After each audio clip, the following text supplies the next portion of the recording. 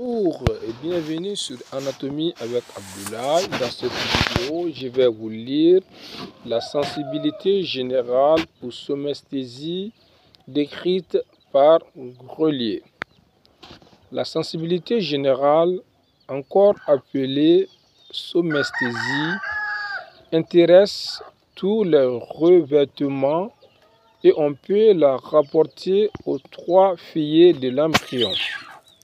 L'ectoderme est à l'origine de la sensibilité extéroceptive qui est le plus souvent une perception consciente.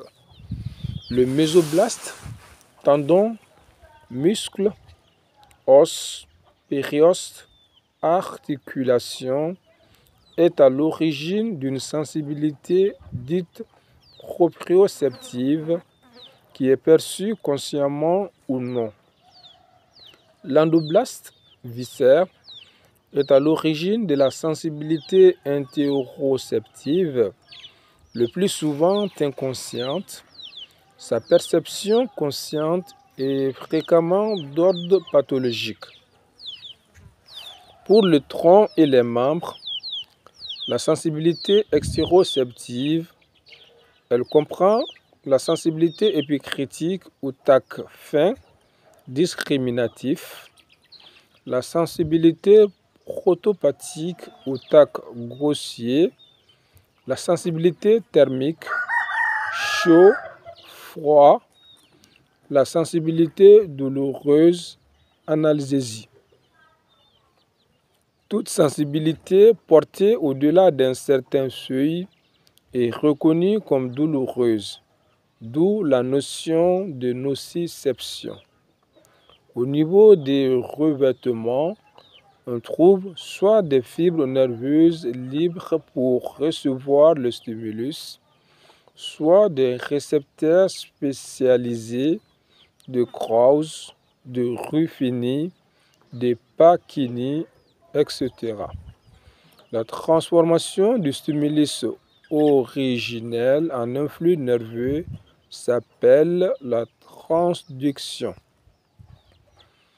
La sensibilité épicritique, c'est le tact fin, aiguisé, très discriminatif. Le premier neurone, libre à son extrémité périphérique, peau ou muqueuse, rejoint le névrax par l'intermédiaire des nerfs rachidiens, puis passe par la racine dorsale où se trouve le corps cellulaire du neurone dans le ganglion spinal. Le prolongement central, au niveau de la moelle, passe par le cordon dorsal homolatéral, se redresse à la verticale et monte jusqu'au bulbe dans le noyau de Gold et Burdach, c'est-à-dire noyau gracile et cunéiforme. Là se fait la première synapse. Le deuxième neurone quitte le noyau de Gold et Burdach et gagne le thalamus du côté opposé. Les deux neurones croisent donc la ligne médiane. Tous les deux neurones identiques se groupent en un faisceau compact appelé ruban de Rel médian ou lamnisque médian, d'où le terme de voie lamniscale. Le deuxième neurone arrive dans le noyau ventrolatéral postérieur du thalamus, qui est le noyau spécifique de voie sensitive. Là se produit la deuxième synapse. Le troisième neurone, thalamo-cortical, part du noyau ventrolatéral postérieur du thalamus et gagne le cortex spécifique pariétal au niveau des aires S1 et SD, les aires corticales réceptrices de la sensibilité au niveau du lobe pariétal. À présent, la sensibilité protopathique, thermique et algésique, elle comprend le tact grossier, la température, et la douleur. Les voies sont identiques pour ces trois sensibilités. Le premier neurone, protoneurone, issu du revêtement à partir d'un récepteur spécifique, gagne la racine dorsale des nerfs rachidiens. Son corps cellulaire est situé dans le ganglion spinal. Le prolongement central du neurone se termine dans l'apex de la corne dorsale où se fait la première synapse. Lame 2 et 3 de Rexfeld. Le deuxième neurone, deutoneurone, passe par la commissure grise ventrale et rejoint le cordon ventrolatéral de la moelle du côté opposé. Là, le deutoneurone se redresse et monte dans la moelle, puis traverse le tronc cérébral et gagne le noyau ventrolatéral postérieur du thalamus.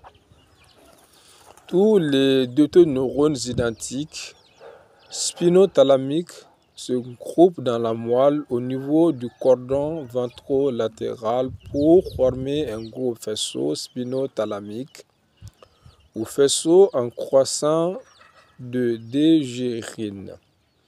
Le troisième neurone, thalamocortical, quitte le noyau ventrolatéro-postérieur et gagne le cortex spécifique au niveau des aires S1 et S2. La sensibilité proprioceptive consciente, elle provient des muscles, tendons, aponevrose, périoste. Elle renseigne sur l'état de tendons, elle renseigne sur l'état de tension de ces éléments et donc apporte des messages sur l'ensemble de la position des membres dans l'espace, kinesthésie, sur le poids des objets, baresthésie, etc.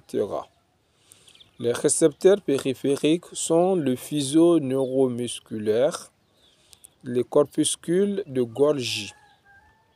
Les trois neurones ont exactement la même disposition et le même trajet que ceux qui composent la voie de la sensibilité épicritique. Il s'agit donc d'une voie laniscale.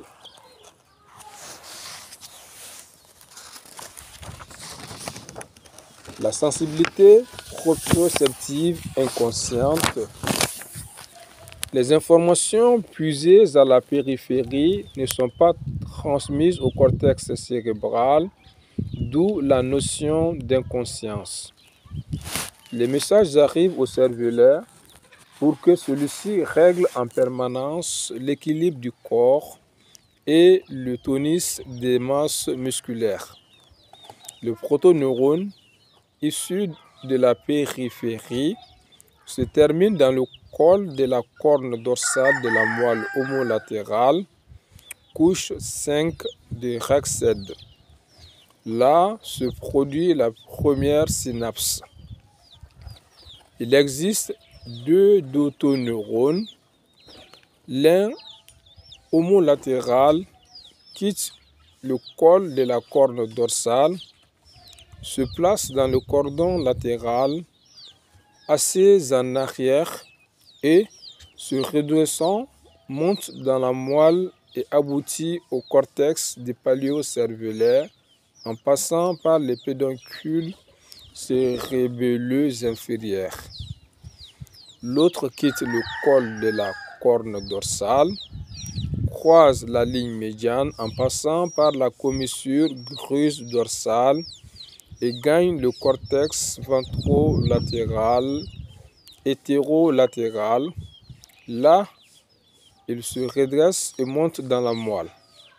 Il traverse tout le tronc cérébral et au niveau du mésencéphale, gagne les pédoncules cérébelleux supérieurs pour se terminer dans le cortex paléocérébelleux de chaque côté. Ces deux types de deutoneurones forment dans la moelle des faisceaux spinocérébelleux homolatéraux ou directs de Fletching et hétérolatéraux ou croisés de Gowers.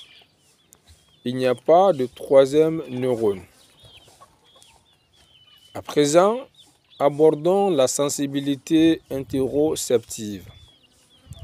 La sensibilité interoceptive amène des messages venant des viscères, le plus souvent par des terminaisons libres ou par des récepteurs sensibles à la pression. Elle permet en permanence de moduler l'activité viscérale d'une manière inconsciente. En cas de pathologie, elle est ressentie consciemment et alors sous forme de douleur. Les voix sont complexes, discutées et l'unanimité n'est pas faite à leur sujet. Pour le premier neurone, première hypothèse, le protoneurone issu du viscère traverse le ganglion préviscéral, le nerf splanchnique, a son corps cellulaire dans le ganglion latéro-vertébral et gagne le nerf rachidien par le rameau communicant gris. Ensuite, il passe par la racine dorsale et se termine dans la base de la corne dorsale de la moelle. Deuxième hypothèse, le protoneurone qui a suivi le même trajet au départ se termine dans les ganglions spinal en faisant synapse avec le corps cellulaire des premiers neurones de la sensibilité extéroceptive et proprioceptive. De là, un neurone intercalaire rejoint la base de la corne dorsale. Pour le deuxième neurone, le deutéroneurone peut aller au noyau ventrolatéral postérieur du thalamus en suivant le trajet du faisceau spinothalamique homo- ou hétérolatéral situé dans le cordon ventrolatéral. Le deutéroneurone peut former un faisceau spinothalamique très ventral isolé par rapport au faisceau en croissant de Dejerine. Ce faisceau peut être homo- ou hétérolatéral. Il est lui-même composé d'une série de petits neurones qui longent les cavités épendymères de la moelle et du tronc cérébral pour arriver dans le noyau non spécifique du thalamus, en particulier les noyaux ventraux et dorsaux médians. Pour le troisième neurone, il va du noyau ventrolatéral postérieur au cortex pariétal, ou des noyaux ventraux médians et dorsaux médians à l'ensemble des aires corticales, frontales en particulier. Les voies léniscales et extraléniscales.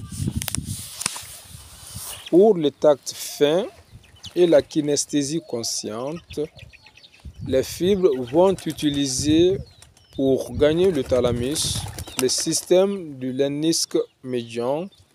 Ce sont des voies rapides avec des fibres bien myélinisées. Le premier neurone qui passe par le cordon dorsaux est long et homolatéral. La première synapse est bulbaire, noyau gracile et cunéiforme. Les deutéroneurones forment un faisceau homogène et dense, le ruban des rêles médian ou l'anisque médian, qui gagne le noyau ventrolatéral postérieur du thalamus. Les troisièmes neurones arrivent au cortex pariétal spécifique. Pour les voies de la douleur, du tact grossier et de la température, il existe plusieurs possibilités en ce qui concerne les dotoneurones. Certains dotoneurones du faisceau spinothalamique ventrolatéral rejoignent dans le tronc cérébral le nanisque médian et avec lui le noyau ventrolatéral postérieur. On parle alors d'un faisceau néospinothalamique. Il transporte les informations à grande vitesse. D'autres dotoneurones du faisceau spinothalamique ventrolatéral ne rejoignent pas le nanisque médian, mais restent isolés de celui-ci pour gagner le noyau ventrolatéral postérieur. Certains neurones, chemin faisant, envoient des collatérales à la substance réticulée du tronc cérébral. Il s'agit d'une voie palio-spino-réticulothalamique. D'autres neurones, tout en montant, se puisent dans la substance réticulée en gagnant le thalamus. On décrit là un faisceau spino-réticulaire. On oppose donc aux voies laniscales rapides, précises et spécifiques, des voies extra-lanuscales plus lentes, moins spécifiques et dont les connexions avec la substance réticulée sont très importantes.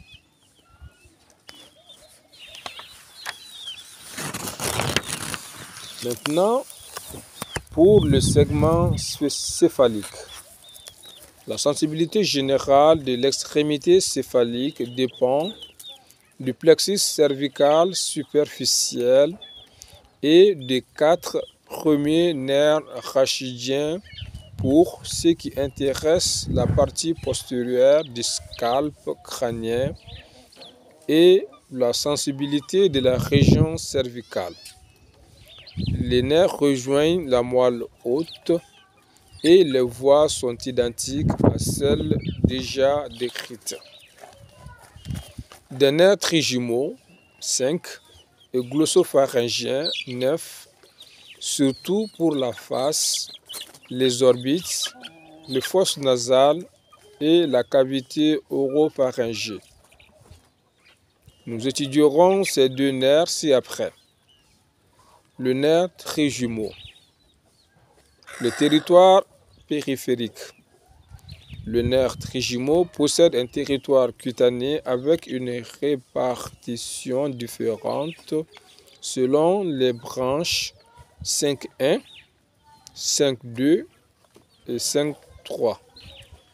De même, il possède un territoire muqueux, corné, muqueuse nasale, buccale, gingivale, linguale et un territoire viscéral, dents, dure mère crânienne, glande salivaire, glande lacrymale. Trajet des neurones. Le protoneurone issu de la périphérie gagne le ganglion de Gasser où se trouve son corps cellulaire. Le prolongement central gagne le noyau homolatéral du trigémaux, situé dans le tronc cérébral. Les fibres transportant la douleur iront dans la partie basse du noyau. Les fibres de la proprioceptivité dans la portion mésencéphalique du noyau, etc. Les dotoneurones partent du noyau du trigémaux, puis croisent la ligne médiane pour gagner le noyau ventrolatéral postérieur du côté opposé en empruntant ou non, selon le cas, les voies léniscales ou extra-léniscales. Le troisième neurone, thalamocortical, gagne les aires pariétales spécifiques S1, S2. Le nerf glossopharyngien 9. La systématisation est identique. L'origine des fibres se situe dans le pharyngolarynx et dans la langue. Le premier neurone a son corps cellulaire dans les ganglions supérieurs et inférieurs du nerf glossopharyngien et se termine dans les noyaux sensitifs homolatéraux dits nerfs, situés dans le plancher du quatrième ventricule. Les deux neurones croisent la ligne médiane, gagnent le noyau ventrolatéral postérieur du thalamus et les troisièmes neurones gagnent le cortex pariétal RS1, S2.